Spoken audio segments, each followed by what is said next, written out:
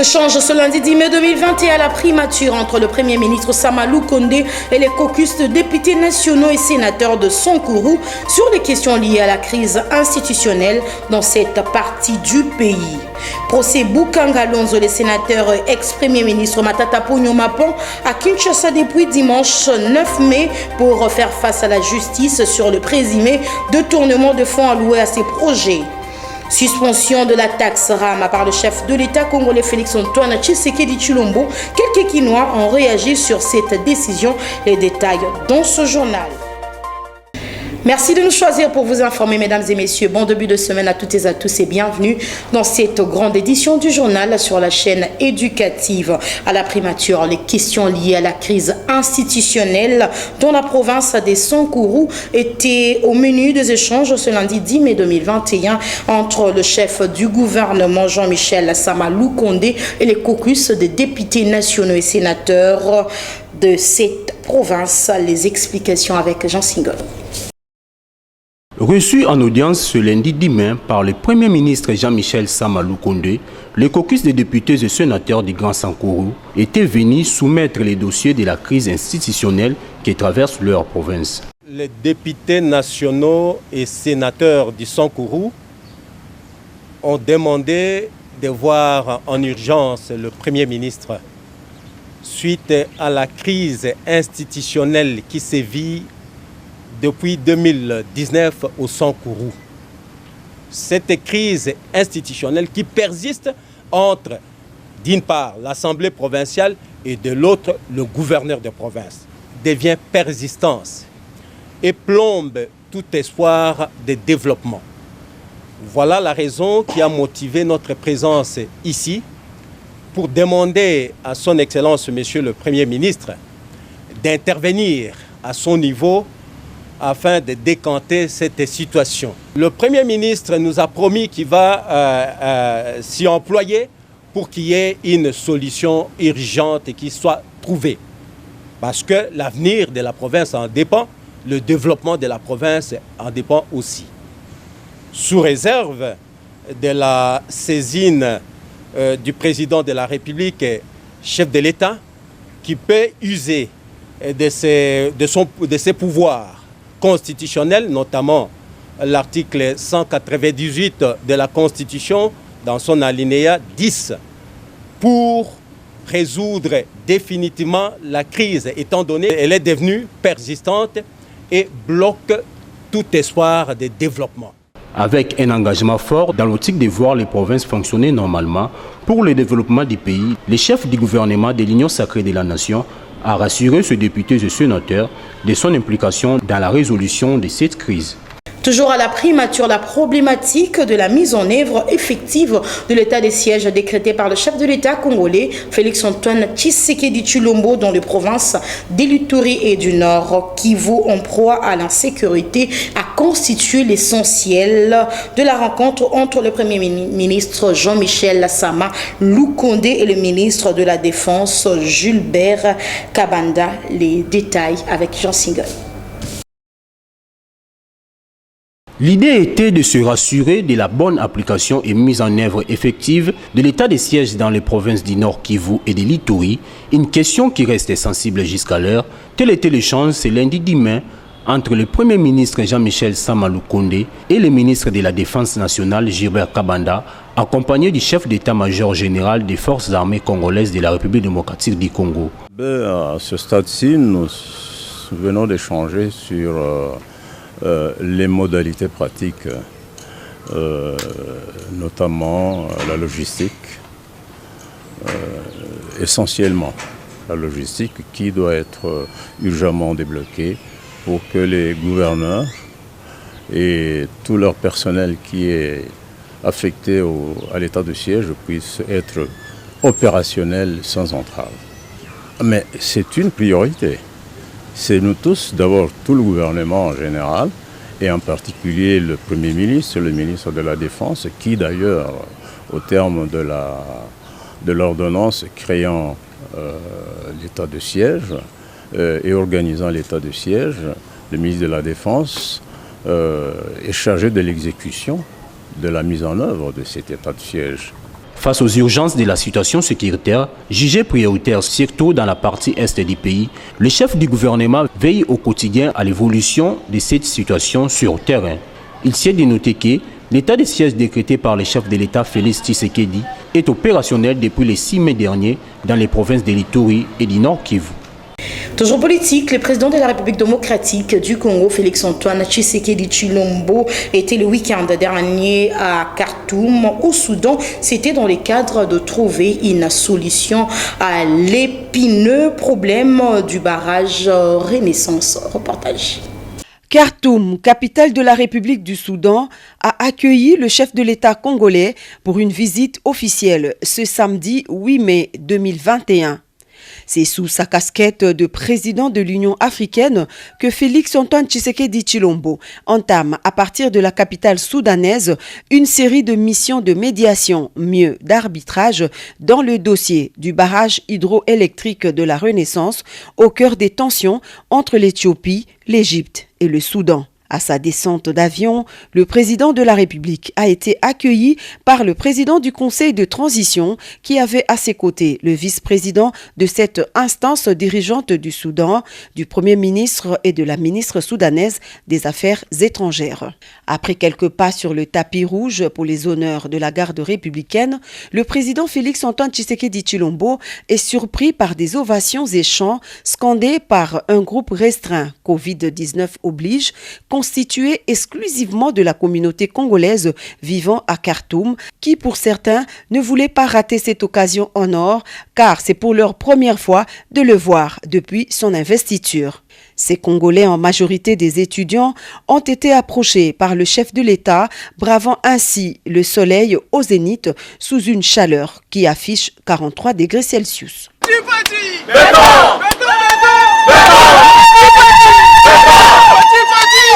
À travers son leadership à la tête de l'Afrique Exercice 2021, Félix-Antoine Tshisekedi Tshilombo tient à une solution concertée afin d'apaiser la tension entre les trois États concernés. Juste après, le cortège a pris la direction du palais présidentiel soudanais situé à quelques encablures près de l'aéroport international de Khartoum. Ici, les pourparlers se tiennent en deux temps. D'abord, avec le Premier ministre soudanais, du ministre des Affaires étrangères et celui de l'irrigation, qui était entouré de quelques experts. Côté congolais, le chef de l'État était accompagné du ministre des Affaires étrangères, Christophe Lutundula, du président du panel de l'Union africaine, le professeur Ntumba Luaba, et du conseiller principal au collège diplomatie, Christian Bouchéry. La visite du président en exercice de l'Union africaine dans ces trois différents pays qui se disputent les eaux du Nil bleu fait suite à une série d'intenses discussions qui ont eu lieu à Kinshasa au début du mois d'avril. Puisqu'il faut à tout prix sortir de l'impasse, la démarche du président Félix-Antoine Tshisekedi Tshilombo, qui se sont directement impliqués, tient à maintenir le dialogue, approche qui a jusqu'ici permis de faire baisser la tension entre les trois États, une recette qui a porté ses fruits, matérialisée notamment par l'absence des déclarations belliqueuses entre Khartoum, Addis Abeba et Le Caire. C'est après plus d'une demi-heure d'entretien que la haute autorité de l'Union africaine, Félix-Antoine Tshisekedi Tshilombo, a rencontré Abdel Al-Fattah, président du Conseil de transition du Soudan. Situé à la frontière avec le Soudan, le barrage de la Renaissance a vocation à devenir le plus grand barrage hydroélectrique du continent. Mais ce projet rencontre une forte opposition de la part de l'Égypte, extrêmement dépendant du Nil pour son accès à l'eau. Tout comme le Soudan, se considérant également victime en estimant que ses ambitions dans le domaine de l'agriculture seraient menacées si le projet lancé officiellement par son voisin l'Éthiopie en 2013 arrive à terme sans accord entre les parties. Après Khartoum, la prochaine étape du périple de médiation du président de l'Union africaine le conduira au Caire en Égypte, puis à Addis Abeba, capitale éthiopienne. Après le Soudan, le chef de l'État congolais, Félix-Antoine Tshisekedi Tshilombo, était au Caire en Égypte où il a échangé avec son homologue Abdel Fattah al-Sisi. Les détails également dans ce reportage. Au Caire. Il est 16h40 local quand l'avion présidentiel de la République démocratique du Congo s'est posé sur le tarmac de l'aéroport de Caïro. En provenance de Khartoum, le président en exercice de l'Union africaine vient poursuivre le travail de facilitation qu'il a entamé depuis Kinshasa afin de trouver un compromis sur la question du barrage de la Renaissance éthiopienne dont les travaux sont arrivés en phase finale. Contrairement à ses habitudes, le président de la République d'Égypte, Al-Sisi, a fait le déplacement de l'aéroport du Caire pour accueillir son hôte de marque et président de l'institution panafricaine. Pour marquer cet instant solennel, une aide d'honneur a été organisée au terminal présidentiel du Caire. Au salon d'honneur de Caïro, les deux personnalités se sont retirées pendant une vingtaine de minutes avant de se rendre au palais présidentiel Héliopolis, lieu prévu pour les pourparlers. Au hall du palais présidentiel, les deux personnalités ont posé pour la postérité avant d'entamer les échanges proprement dits. Devant la presse congolaise et égyptienne, le président égyptien Abdel Fattah al-Sisi n'a pas caché son admiration et respect au leadership panafricain du président Félix-Antoine Tshisekedi Tshilombo, totalement impliqué dans une démarche conciliante des partis. Dans son rôle de facilitateur, le président Félix réaffirme son engagement d'aboutir à un règlement complet et définitif pouvant ouvrir une nouvelle page de coopération entre les trois pays voisins du bassin du Nil. Je confirme également que vous êtes exactement disposé à trouver un accord avec les frères éthiopiens et que vous avez encouragé l'initiative de ma présidence en exercice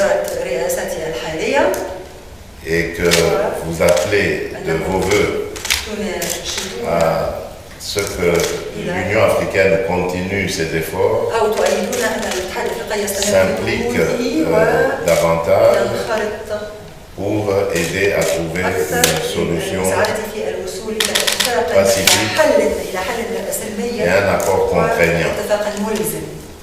Et je vous remercie également d'avoir accepté de tout cœur de vous rendre à Kinshasa pour un éventuel sommet concernant justement ce problème du barrage de la Renaissance.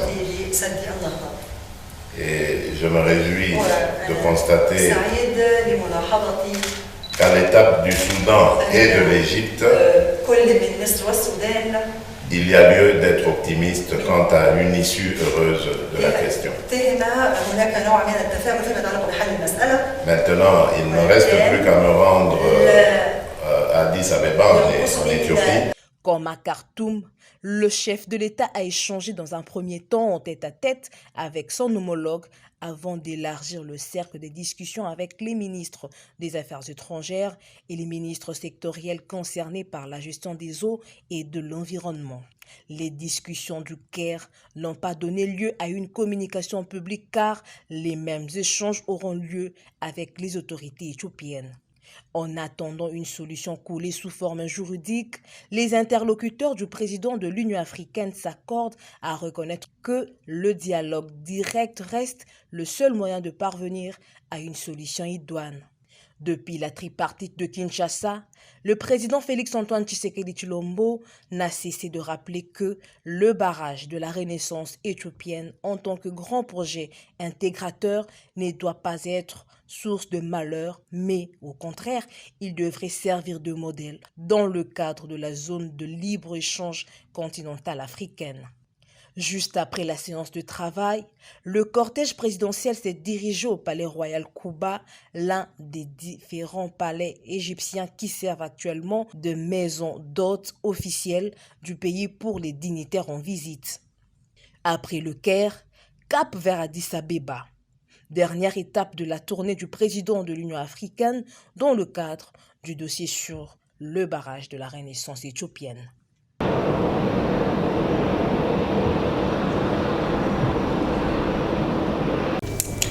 Quelques signaux d'entrée de cette édition du journal. Procès sur le parc agro-industriel des Bukangalonzo Matata Ponyo Mapon de Kinshasa depuis dimanche 9 mai 2021 pour faire face à la justice. Mais bien avant de procéder à son audition par le parc général près la Cour de cassation, cette haute juridiction attend le feu vert du Sénat, chambre haute du Parlement congolais, pour la levée de ses immunités. Le plus ample détail à travers ses commentaires.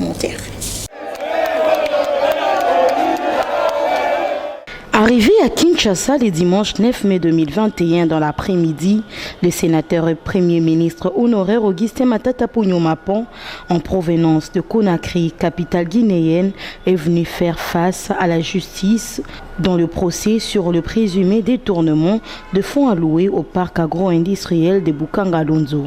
Tout en dénonçant le rapport de l'inspection générale de finances, Matata Ponyo a, au cours de son point de presse tenu le dimanche dernier, fait savoir qu'il n'a pas pris $1 de ce projet, ni directement ni indirectement, en invitant le meilleur inspecteur de finances de ce pays à démontrer le contraire. Je pense qu'on est mieux chez soi.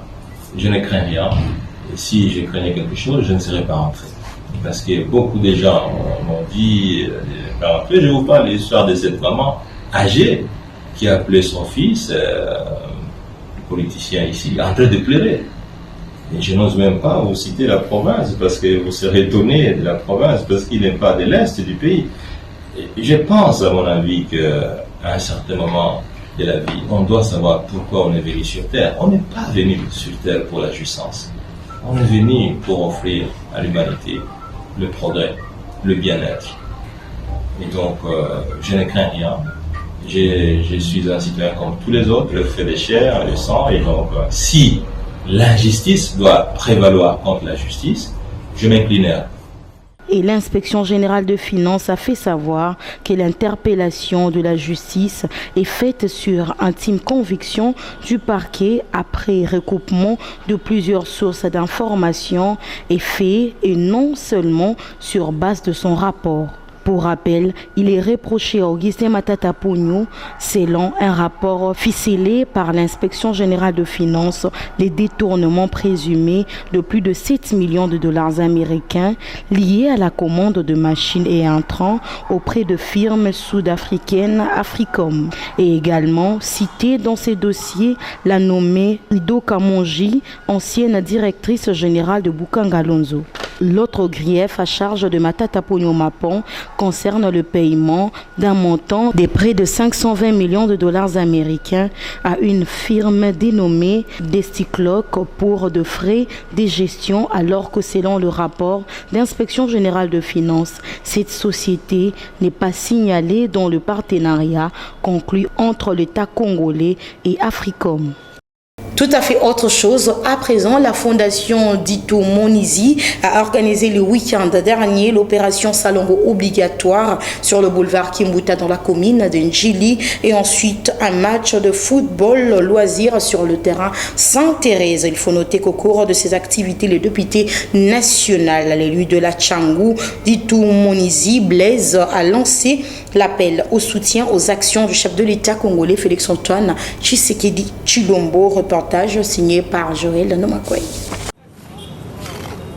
Tout a commencé par l'opération Salongo obligatoire sur le boulevard Kimbuta à Njili.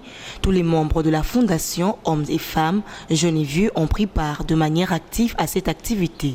Le député national Dito Moninzi, l'initiateur de cette opération surnommée Petit Béton par ses collaborateurs du Parlement debout UDPS Njili, a interpellé l'opinion nationale. Bon, évidemment, la fondation Dito Moninzi a pris la résolution de venir aider un peu les autorités municipales dans le cadre de tout ce qui est Salongo. Pourquoi nous avons pris cette résolution? On s'est rendu compte que notre commune devient de plus en plus sale. Alors pour nous, la seule façon d'apporter notre petite pierre à ce genre d'initiative, il fallait qu'on puisse mobiliser tous les membres de notre fondation pour venir travailler ici. Et désormais, ça ne sera pas seulement ce samedi, nous allons prendre cette habitude de travailler chaque samedi pour essayer justement de garder une ville un peu propre. s'en est suivi du match de loisirs qui a opposé l'équipe de la Fondation et le Parlement des Bouilles de Pest Njili. À l'issue de ce match, cet élu du peuple et fils digne de la Tchangou en appelle au soutien des actions du chef de l'État et à sa politique, dit non à la politique de la haine, tribalisme et régionalisme. Nous, dans ces pays, nous voulons qu'il y ait l'amour entre nous. On ne peut pas vivre ensemble en même temps, avoir des problèmes. Alors, rien que par cet exemple, je crois que les gens doivent comprendre qu'aujourd'hui, les chefs de l'État ont besoin de tout le monde. Nous devons vivre dans l'amour pour que le pays puisse aller de l'avant. C'est ça les messages cachés. Hier, je ne l'avais pas dit, aujourd'hui, je l'ai dit. Donc, nous sommes pour le développement du Congo. Nous soutenons la vision du chef de l'État. La fondation d'Itumunizi et sa base de la Tchangou restent mobilisées pour le Salongo chaque samedi. Sachez également qu'après avoir soulevé le tollé général au sein de la population, le service RAM, le chef de l'État, Félix-Antoine Tshisekedi Tshilombo, a demandé aux autorités de ces secteurs la suspension de ces taxes. Les détails avec Agathe Miezi et Coupin Koutoumissa. Partant de la décision prise par le chef de l'État, Félix-Antoine Tshisekedi Tshilombo, qui a ordonné la suspension momentanée du registre des appareils mobiles RAM, d'après les sources proches du ministère de Postes et Télécommunications, Nouvelles Technologies de l'Information et de la Communication, PETENTIC, et de l'Autorité de régulation des postes et des télécommunications du Congo, cette mesure a été prise en attendant la révision des modalités de paiement et la libération des comptes bloqués. À cet effet, la population très satisfaite de cette décision trouve que c'est un ouf de soulagement. C'est formidable comme idée.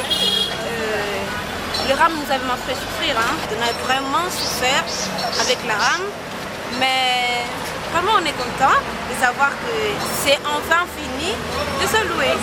Je trouve que c'est quelque chose de bien pour la population parce qu'il y a eu beaucoup de plaintes, les gens se sont plaints énormément. Nous achetons du crédit et quand tu vérifies il n'y a plus de crédit, on te coupe. Et on se demandait qu'est-ce qui se passait. Il y a même d'autres qui n'ont pas eu accès à Internet pendant longtemps, même voir accès à voir leur crédit. Ils peuvent voir comme ça, on lui dit que c'est impossible à cause de RAM. D'autres par contre pensent que le taxe RAM allait faire développer la RDC. Eza bien pour le développement en Boga. Eza bien pour le développement. Mais vu situation où nous avons la RDC, c'est un peu difficile pour la biso ba Congolais parce que bazo vivre na souffrance. Bazo vivre na souffrance.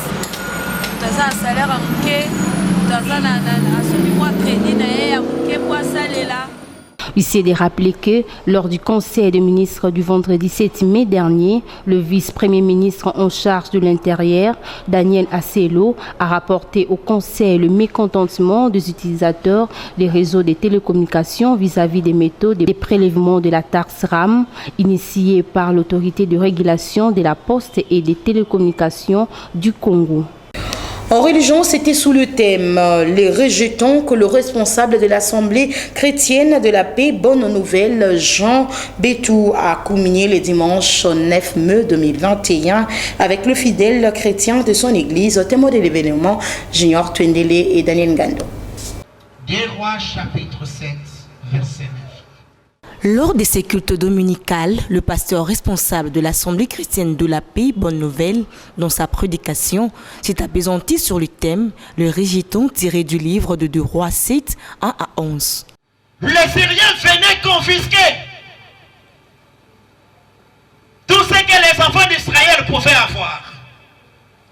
Si la ville de Samarie était devenue une ville qui n'avait même pas à manger ni à boire, c'est à cause des Syriens. Mais ces 4 lépreux ont fait preuve de leur capacité. Alléluia. Amen. Quand bien même ils étaient rejetés dans la société, les hommes sans valeur, et ce genre des hommes pareils existent dans la société, même aujourd'hui. Cependant, le pasteur Jean Bétou a par la même occasion convié le peuple de Dieu à faire confiance au programme de l'Assemblée chrétienne de la paix. Bonne nouvelle. Yo moto ozali délaissé, ozali repoussé et pas famille, ozali repoussé na baninga, ozali na problème, difficulté na musala, ozali kobela, toyebika kanzambe moko, oya change d'identité ya batu, c'est Jésus-Christ de Nazareth. Soki oye, toko sunga na ba prière, toko tika na maboko na Nzambe, okomona loboko na Nzambe, ndenge baninga nyonso bazali ko témoigner. Numéro na biso ya téléphone, ezali plus 243 99 032 55 97. Pour des raisons de référence, l'Assemblée chrétienne de la paix, Bonne Nouvelle, est située au numéro 113 de l'avenue Massimanimba, au quartier Mukuluwa, dans la commune de Ngaba, voire l'arrêt de bus Kumukanga.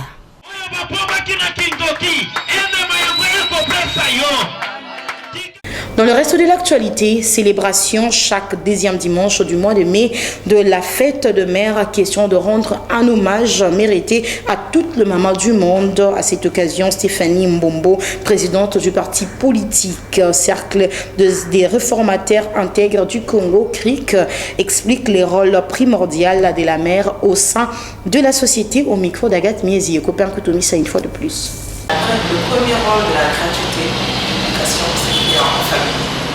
Donc les mamans, vous avez le premier rôle d'éduquer les enfants. N'abandonnez pas les enfants pour l'éducation scolaire uniquement.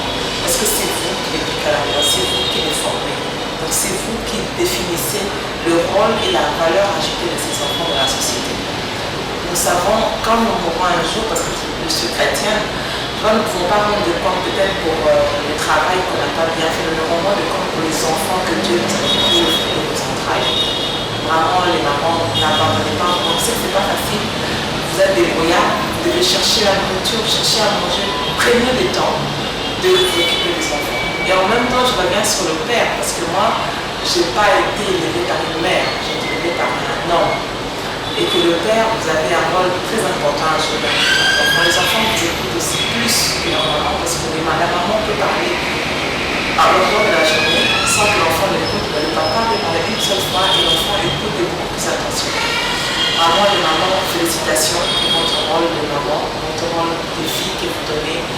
Continuons dans l'éducation de nos enfants pour que nos enfants soient vraiment une valeur ajoutée et construisent notre vie. Aussi, je voudrais parler aux femmes qui n'ont pas d'enfants. Pour que nous, en Afrique, nous n'avons pas besoin de donner la maternité pour notre mère. Nous n'avons pas besoin de porter un bébé dans le ventre pour être maman.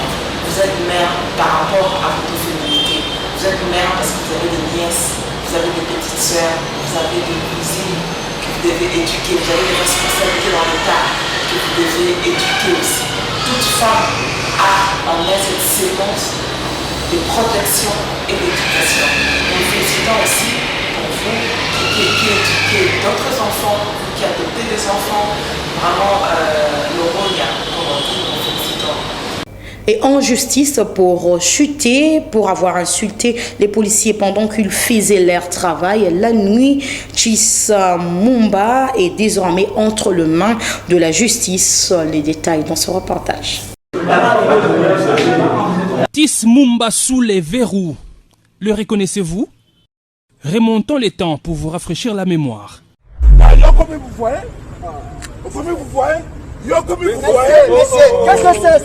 C'est lui, l'homme fort, que dis-je, l'homme qui se croyait plus fort que la République incarnée par les policiers en service. Visiblement, le seul péché des agents était d'avoir interpellé Tis Mumba et compagnie qui circulaient pendant les heures du couvre-feu encore en vigueur à Kinshasa.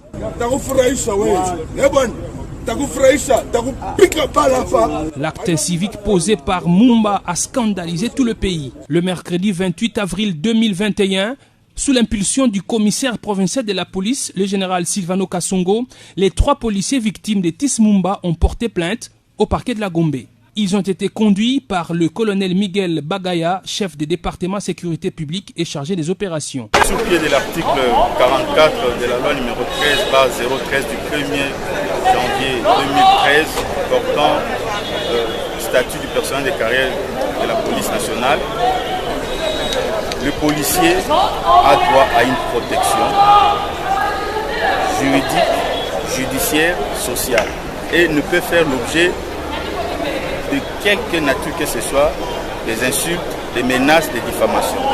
Raison pour laquelle, en bonne et due forme, nous avons accompagné les policiers victimes de cet acte odieux pour déposer une plainte officiellement auprès du procureur général de la République. Présenté par les nostalgiques de l'impunité et trafic d'influence comme un membre de la famille présidentielle, la police affirme le contraire.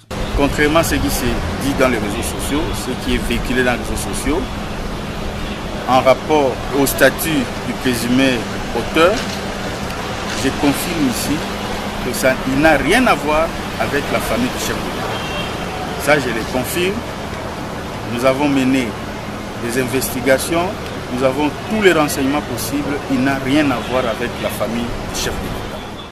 Fin de cette édition du journal, mais tout d'abord le rappel de principaux titres. Échange ce dimanche 10 mai 2021 à la primature entre le Premier ministre Samalou Kondé, les caucus de députés nationaux et sénateurs de Sonkourou sur les questions liées à la crise institutionnelle dans cette partie du pays. Procès Lukanga Lozo, les sénateurs ex-premier ministre Matata Ponyo Mapon à Kinshasa depuis dimanche 9 mai pour faire face à la justice sur le présumé détournement de fonds alloués à ces projets. Suspension de la taxe RAM par le chef de l'État congolais. Quelques Quinois ont réagi sur cette décision. Les détails, vous les avez eus dans cette édition du journal. C'en est complètement fini dans cette grande édition du journal. La chefferie d'édition Copain Koutoumissa et la technique a été assurée par Laetitia Malouta et Guilherme Mayamba. Mesdames et messieurs, merci à vous de nous avoir suivis. Nous vous souhaitons bonne continuité de programme sur la chaîne éducative. Au revoir.